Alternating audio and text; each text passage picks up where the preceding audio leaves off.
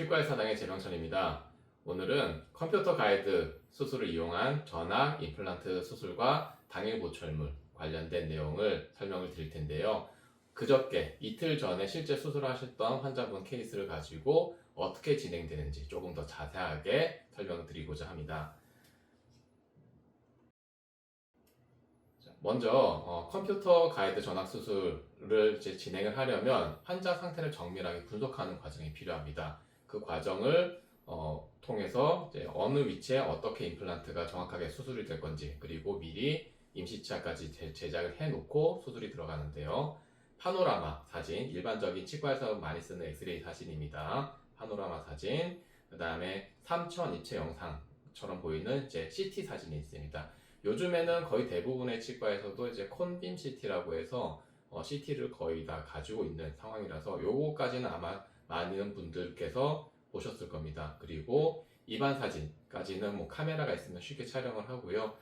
입안 사진까지 촬영한 후에 구강 스캔, 정확하게 치아 전체를 본뜨기 위해서 구강 스캐너를 이용해서 치아를 전체적으로 본뜨는 과정이 필요하고, 필요하다면은 페이셜 스캔, 일부러 위쪽까지 좀 얼굴이 더 나오긴 하지만은 개인적 때문에 얼굴을 자르고 아래 있는 이런 식으로만 좀 보여드렸습니다. 이렇게 파노라마 사진, CT, 그다음에 구내 사진, 구강 스캔 사진, 그다음에 페이셜 스캔, 이런 식으로 모든 자료를 취득을 한 다음에 이 자료들을 하나로 합칩니다. 하나로 합쳐서 치료 계획을 세우게 되는데요. 종합적으로 판단을 해서 치료 계획을 세우게 됩니다. 그래서 임플란트의 식미 위치라든지 어느 위치에 어떤 각도로 임플란트가 위치가 되면 좋을 것 같다라는 것을 환자의 CT 상황, 그 뼈 상태를 보면서 정확한 위치를 잡고요. 또 하나, 가급적이면은 원래 치아가 있는 위치에 임플란트가 식립되는 게 좋거든요. 그래서 삐딱하지 않게 정확한 위치에, 원래 치아가 있는 위치에 위치할 수 있도록 임플란트 나다를 식립하기 위해서 이렇게 계획을 세우고요. 또 하나, 고울 이식 범위 보시면은 이렇게 임플란트가 들어갈 건데 바깥쪽으로 뼈가 부족한 부분이 있습니다. 이 부분은 나중에 뼈를 치조골 이식이라고 하죠. 흔히 뼈 이식이라고 하는데, 치조골 이식을 통해서 이런 식으로 뼈를 양쪽으로 보강할 수 있는, 어떻게 뼈 이식이 들어가겠다, 그런 것도 확인을 하고요. 그리고 이렇게 수술 준비를 하다 보면은 골 밀도도 같이 확인이 됩니다. 요즘에 특히 연세가 많으신 분들, 70세, 80세 어르신들, 90세 넘는 분들도 임플란트 하러 많이 오시거든요.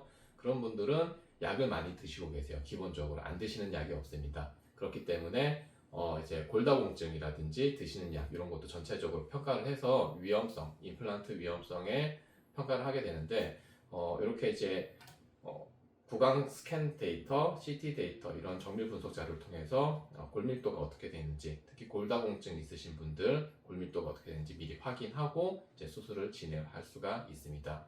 이렇게 계획을 세워서 실제 수술로 들어가야 되는데, 방금 보셨던 거는 수술 계획을 세운 거고요. 그 다음에는 계획대로 실제 수술로 진행하기 위해서는 수술용 스텐트라는 게 필요합니다. 그래서 이런 식으로 수술용 스텐트를 저희 병원에 있는 디자인 프로그램으로 미리 디자인을 해서 3000 입체 모델입니다. 그 모델을 3D 프린터를 이용해서 실제 입안에 맞춰서 출력할 수 있게 미리 사전에 제작을 하고요. 이 분은 강원도에서, 강릉에서 오시는 분이기 때문에 자주 왕래가 안 됩니다. 그래서 수술하고 나서 당일날 바로 임시치아까지 식사를 하실 수 있게 임시치아까지 부착을 해드렸는데, 그러려면 임시치아도 미리 제작을 해야 됩니다. 그래서 수술용 스텐트, 임시치아를 미리 다 제작을 한 다음에 실제 수술로 진행을 하게 되고요.